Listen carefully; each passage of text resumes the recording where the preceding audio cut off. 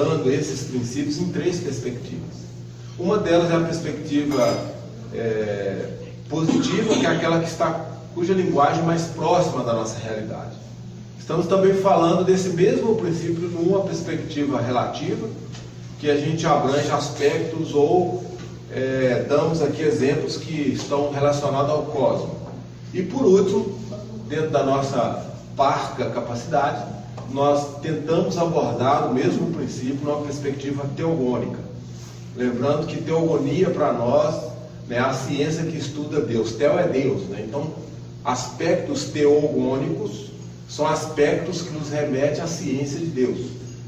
Então a Umbanda tem 10 princípios e todos eles podem ser estudados, aprofundados nessas três perspectivas. Lembrando sempre que o que nos possibilita o entendimento dessa perspectiva, independente de qual princípio for, é a nossa capacidade consciencial. É o nosso acúmulo, a nossa bagagem que nós possuímos à medida que nós vamos avançando no tempo e espaço.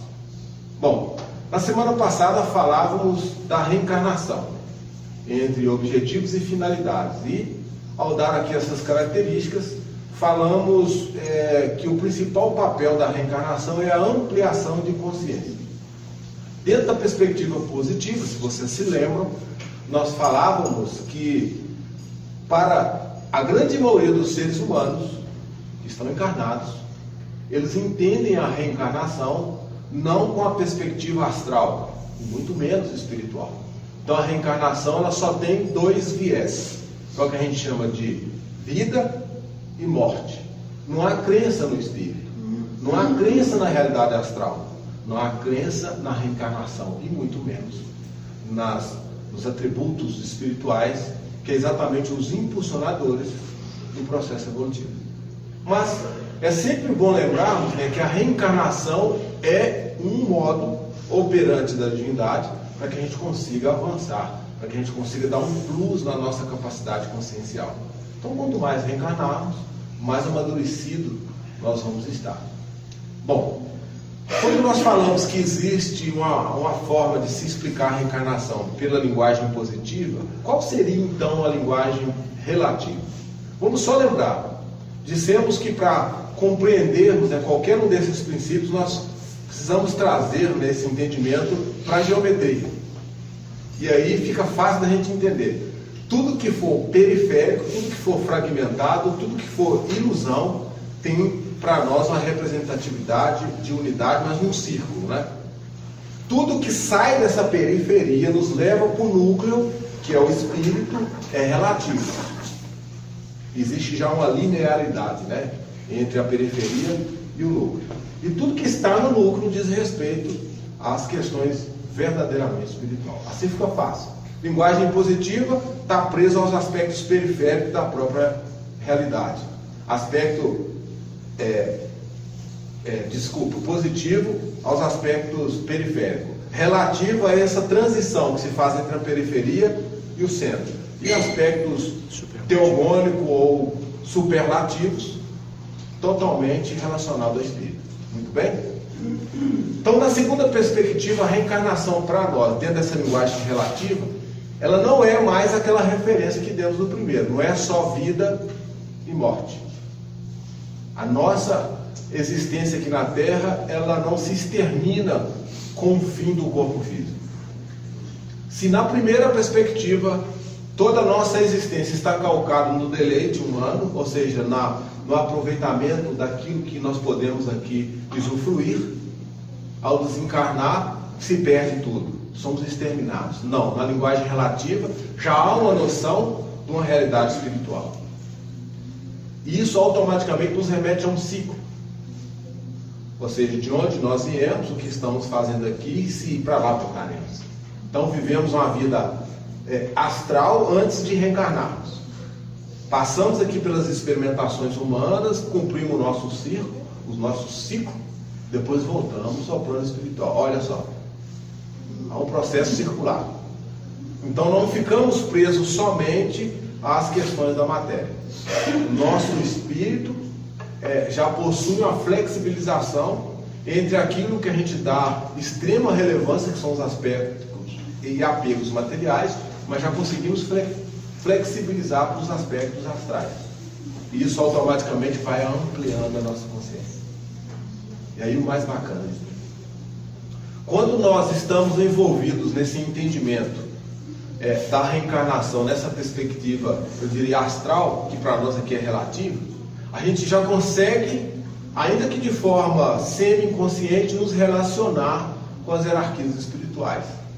E para nós que somos umbandistas, praticantes, nós cremos nos ancestrais, que é uma realidade dessa sobrevivência desses seres que passaram por aqui pelo plano Terra, mas não se exterminaram. Continuam vivos no plano espiritual.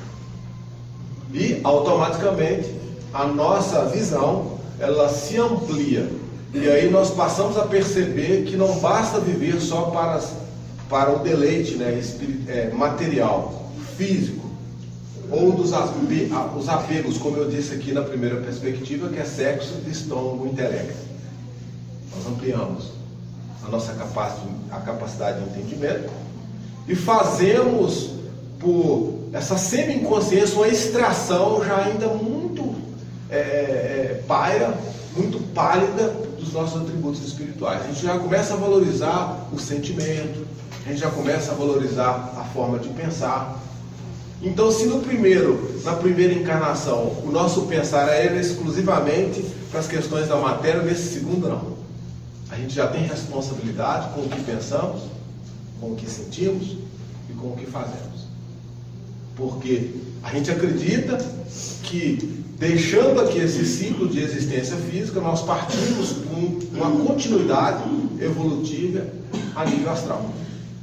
E lá nós vamos relacionar com todos aqueles que já partiram para o mundo dos espíritos. Mais do que isso, antes de voltarmos para a existência física, nós fazemos lá um estágio, nos preparando para que a gente possa ser vitorioso aqui, quando estivermos encarnados. Parou por aí? Não. Dentro dessa característica, se na primeira perspectiva existe o aspecto vida e morte, nessa perspectiva astral relativa, a vida e a morte para nós tem um sentido bastante magístico e muito particular dentro da nossa compreensão como umbandista.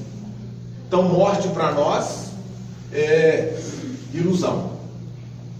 Vida para nós é realidade. Se na primeira perspectiva a matéria para nós é algo denso, que se perde, e o nascer é simplesmente um extermínio, na segunda perspectiva, a vida para nós é deixar um mundo mais sutil e agregar aspectos mais densos. É ganhar um corpo. E morrer é perder esse corpo, sutilizar essa existência e voltar para um plano astral. Então, para nós tem um conceito muito objetivo. O corpo físico é uma vestimenta passageira. Nos serve de apoio para que a gente possa avançar no processo da ampliação da própria consciência. E aí a encarnação para nós deixou de ser aquilo obtuso, rígido, exclusivamente material, para se tornar semi-espiritual. Nós ainda não temos a amplitude da compreensão dos atributos, essencialmente dizendo. Mas a gente já consegue ter noção daquilo que é importante para nós. Então começamos a valorizar o nosso eu, cada um começa a valorizar o seu eu, e essa valorização do eu tem reflexo direto naqueles que convivem conosco no dia a dia. Nós ampliamos essa família que é restrita, só sanguínea, familiar, para ser uma família de consciência espiritual. Terminamos aí? Não. Para nós que somos umbandistas, avançamos ainda mais. Se na primeira existência, na primeira perspectiva, terminamos, nessa segunda, a nossa relação já com o plano espiritual já nos permite, inclusive, compreender Exu, que é o Senhor do barato, o Senhor da matéria. Aquele que afere tanto a nossa encarnação, quando nós voltamos do plano espiritual para o plano material, ou quando nós desencarnamos, deixamos o plano material e voltamos para o plano astral. E mais, Nós começamos a compreender que as nossas emanações vibratórias, que poderiam até ser chamadas de energéticas, possuem uma característica própria, individual, que exala perfume, exala cor. E aí nós somos classificados de acordo com as nossas capacidades espirituais. Alguns vão chegar do outro lado mais escuro, outros vão chegar mais claro, outros vão chegar extremamente iluminados. Essa iluminação, nessa graduação, que é o próprio processo evolutivo, é evidente aos olhos da espiritualidade. Por isso que muitos já defendem hoje, inclusive cientificamente, a aferição do túnel da triagem. Então, quando nós desencarnamos, temos que passar num túnel e eles vão selecionar. Você vai para aquele grupo espiritual ali, você vai para aquela comunidade. Não, você desce, você não está bom para subir não. Você pode subir um pouquinho mais. Perceberam onde eu quero chegar? Então, para nós que somos humanistas, nós já temos essa preocupação de compreender, de fato, o que nos move aqui nessa existência física. E sempre pensando que o dia de amanhã pode ser a vida posterior. Não é só uma existência diária. Então, 1000 anos para Deus, 1000 anos para nós é como um dia para Deus. Bom, poderia aqui ficar falando 2 horas nessa perspectiva relativa, cósmica, mas deixo aí para que a gente consiga avançar no próximo encontro, falando, né, sobre a reencarnação, os objetivos, na perspectiva superlativa, teogônica. E eu só queria dar a última dica para encerrar minha fala, porque meu tempo já está se exaurindo. Lembrando que nós soltamos alguns vídeos no YouTube. É só clicar lá no YouTube, aoea.org, vocês vão cair no nosso link e na página de nossa instituição. Nos vídeos onde eu apareço de verde, vocês vão ver que existem 4 vídeos explicando sobre os vários tipos de reencarnações. Como são vídeos longos, eu até brinquei dizendo ao nosso videomaker, né, que é quem grava os vídeos para que eles possam ser publicados lá, que deixou de ser pergunte ao sacerdote, porque virou videoaula, né? Então, mas lá nós explicamos essas reencarnações. Só para ficar fácil para vocês entenderem aqui assim, de forma bem sucinta, esse processo evolutivo, ou seja, a reencarnação, dentro dessas 3 perspectivas, positiva, relativa e superlativa, nos dão configuração de reencarnação, que pode ser reencarnação com corpo astral anômalo. Ou seja, existem 3 categorias: inconsciente, semi-inconsciente e consciente. Ou compulsória, né, como chama. Ou seja, são aqueles espíritos que não sabem por que estão aqui, mas são colocados na força aqui. Essa é uma característica bem marcante das reencarnações dentro desse grau positivo. Existe reencarnação com o corpo astral necessitando de ajuste, probatórias e evolutivas. Então está dentro dessa perspectiva relativa que acabamos de explicar aqui. E existem reencarnações dos seres espirituais sem defeito no corpo astral, que se intitulam como missionárias e sacerdotes. Todos os seres humanos que estão encarnados hoje se adequam a um desses tipos de reencarnação. Torço, né, para que todos nós estejamos da evolutiva para cima, né? Brincadeira. Se já for probatório, eu estou satisfeito. É isso. Um bom rito a todos vocês. Voltamos a falar de reencarnação no próximo.